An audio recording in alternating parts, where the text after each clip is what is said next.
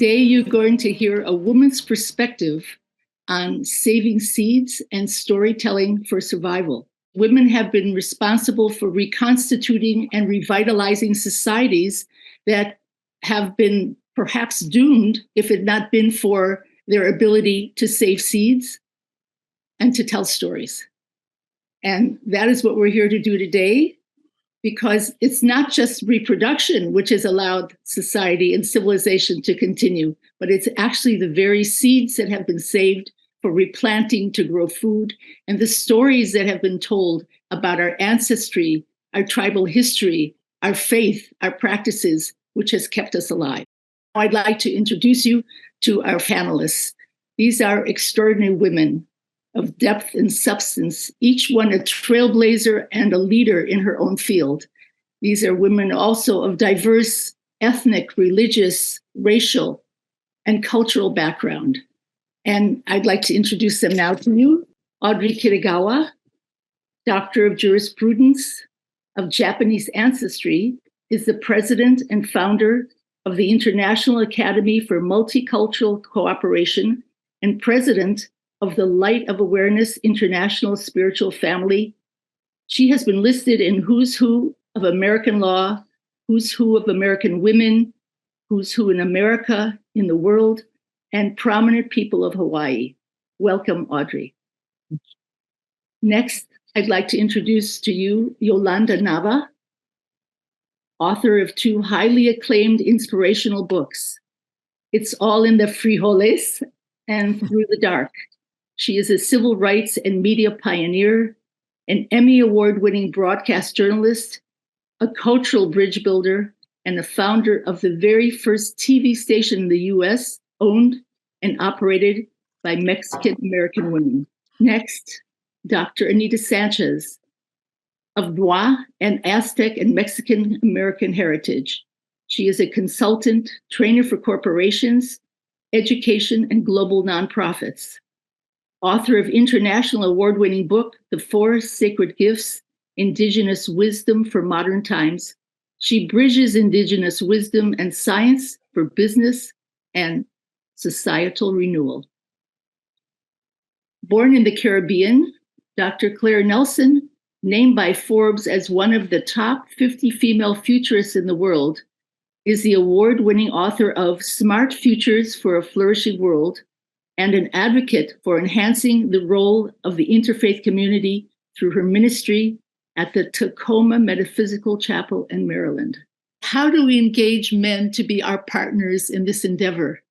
And of course, there are many men that are already engaged with us, but still, we have a ways to go. The battle of the sexes is still raging in many parts of the world. Women are not allowed to vote in every part of the world yet today. And these are such crucial matters of survival for the entire planet. From your experiences, what has been the best way for you to engage men as partners in this sacred activity? Let's start with Yolanda first. I think we have to make friends with them. We need to let them know that they're loved and respected and cared for, and that we see a disconnect. We see a disconnect that is ongoing. We've had much forward movement, but now we're seeing a terrific, in this country, in the United States, we're seeing a terrific reversal of respect for the uniqueness and the importance of, women in this society. So I think in this country, we're having more challenge in a way because we've moved so far technologically. We've become so highly materialistic. We've let go of a lot of the remembrance in this kind of materialistic point of view that we need to reconnect, and we need to invite men to sit down to lunch, to dinner, to talk. And I think we probably need to build some more, discussion groups to facilitate that.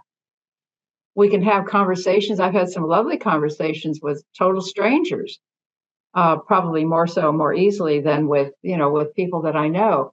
Maybe we need to do more of that with the people that we know, to let them know the pain, to let them know the importance of how we need to be allowed to express and to share our gifts and to have a partnership, a true partnership that is nurturing for both people, instead of the ongoing antagonisms that were occurring. It's very frustrating to see our time right now in the United States going backwards in so many ways.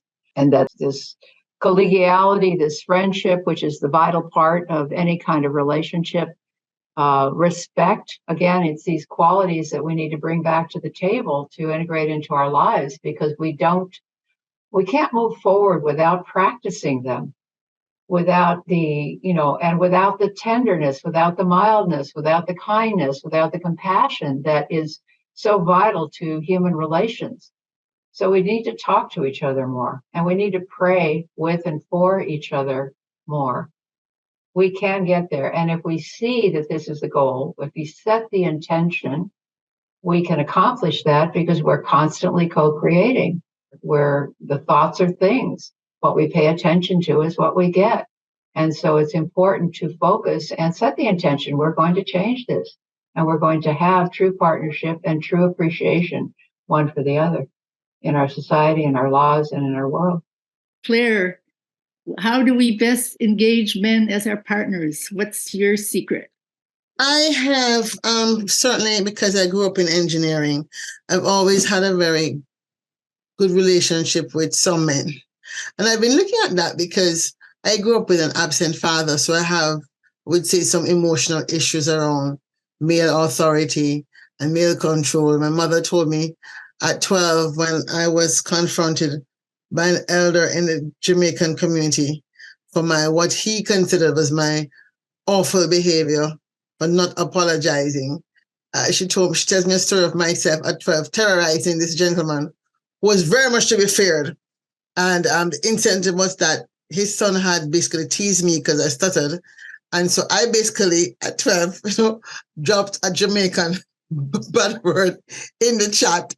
Long story short, they said I should apologize. Now I'm 12, his son is like 19. He has no business. I'm 11 actually. Why is he teasing an 11-year-old?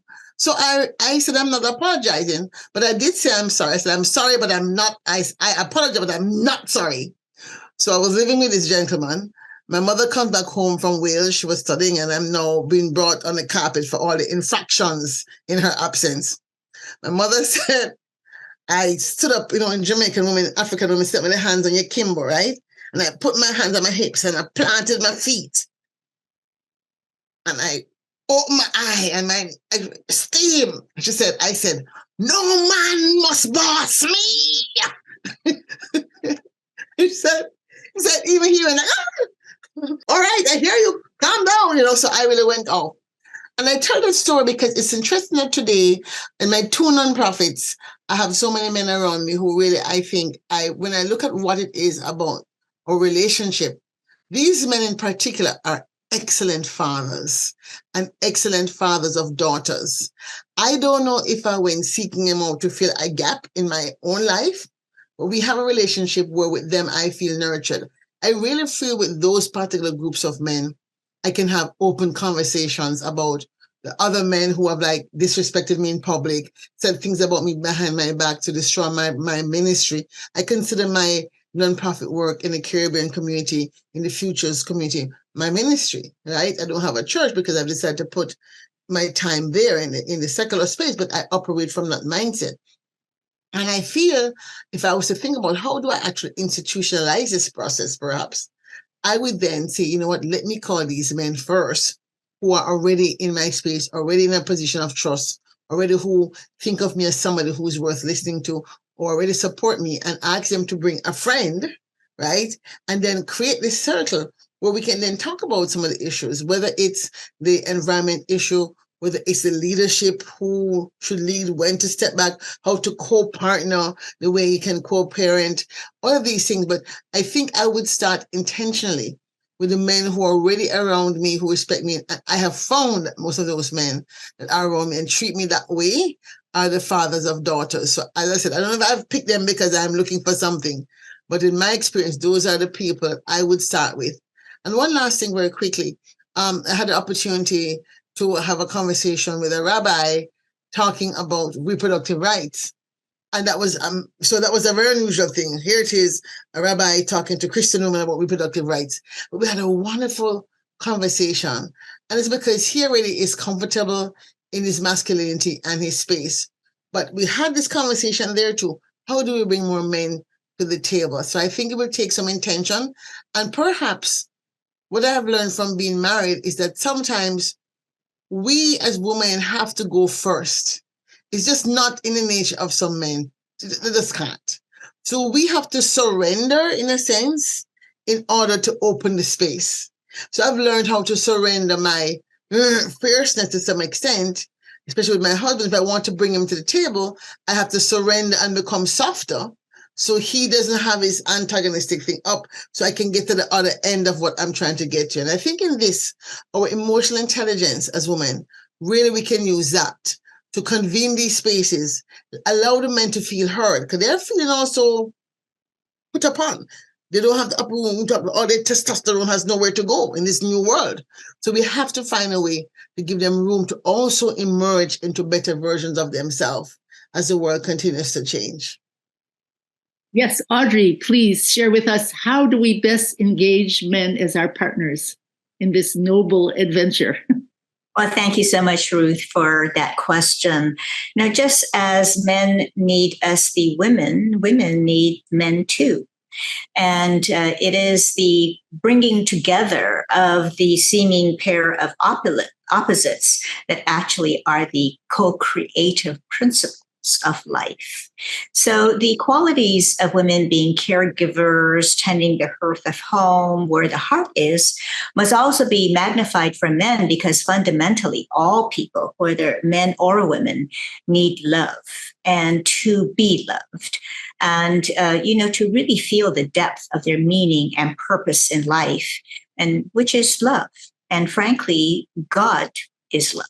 So if we want to actualize the living reality here and now of the divine, we can know that the living God exists in every loving thought, word, and deed, as was expressed previously by one of our powerful speakers. We really need to deconstruct calcified thinking that keep us in certain gender identities that are siloed in our activities that have been historically attributed to gender. One way to engage men is to reframe environmental issues to resonate with the masculine identity.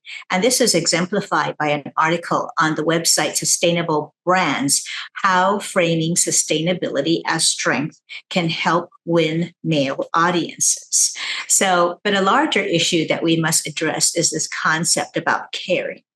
And caring is not masculine. It is not feminine.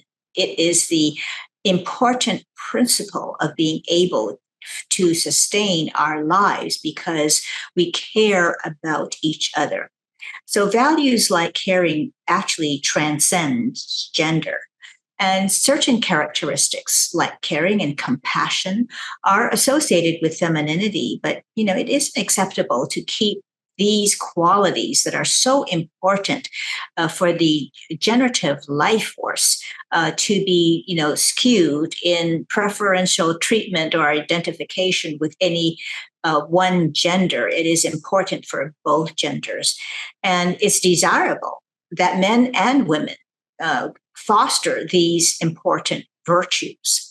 So we should embrace the characteristics that will help the environment and our communities and each other to thrive, regardless of whether they're deemed masculine or feminine. So in an article about toxic masculinity and climate change, Ethan Olson writes, we can recognize masculine behavior that is good for our planet and provide it as a counterpoint for boys and men who otherwise might veer towards extreme toxic behavior that rejects all hints of feminine influences. So the point is not to disparage boys for wanting to be masculine, but to remind them that respecting and being in touch with feminine ideas, their feelings, their sense of worth does not make them any less of a man. So in fact, it makes us truly human beings who are the embodiment in reality of love and that generative force of love itself. And that transcends all gender. So thank you so much. Thank you so much, Audrey. And we're going to go to Nita to answer the last of these questions. Yes, I love that question, Ruth. And I've been asked it because I often find myself in rooms of men, and then they hear the stories of women and the level of abuse and how we've tried for decades to help them rise up in business as leaders, and just all the difficulties.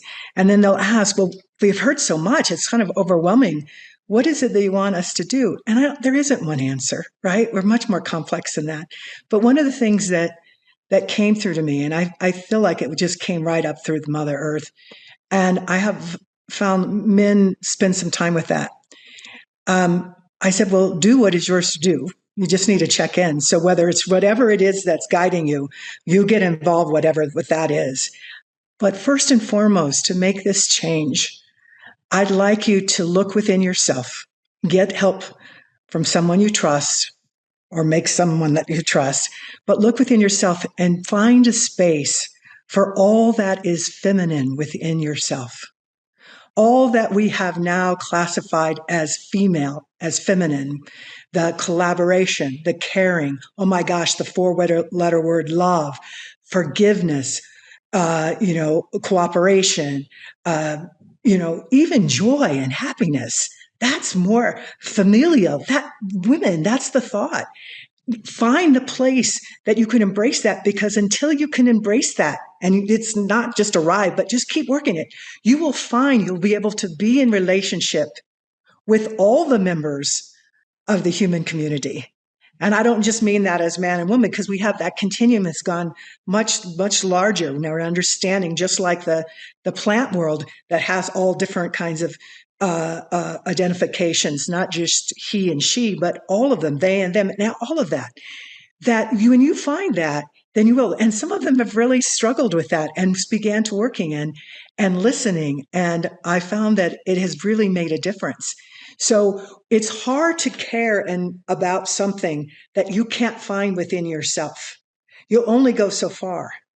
That's what we're trying to remember now in this whole conversation, that we are part of the earth. We're part of nature. We're part of all the relatives. And when we know that, and there's this reciprocity, we wouldn't be here without them, and they would, and we need to give back for them to be here with our carbon and everything else that as we breathe out and other things. But nonetheless, when we have that, then it's easier for us to sit and circle with each other rather than this old hierarchy, which we're already knowing it doesn't work. And let me say, I know even from the excavators that are causing so much damage to the earth that's hurting the possibility and destroying seeds and all the other things that are happening, they too already know. But the force, that pattern just keeps going. So we need to speak up. And so it's an invitation, like Yolanda said, join us. But in every movement, almost every movement around the world, whether it's protecting the waters in North America, whether it's the Amazon, women are in the front. If it's in Europe, protecting the rivers there and the forests, all over the world, Asia, it's women. And so we need to support each other, sharing the stories, understanding that we are sacred. We have the power, we have the ability, and we do it together.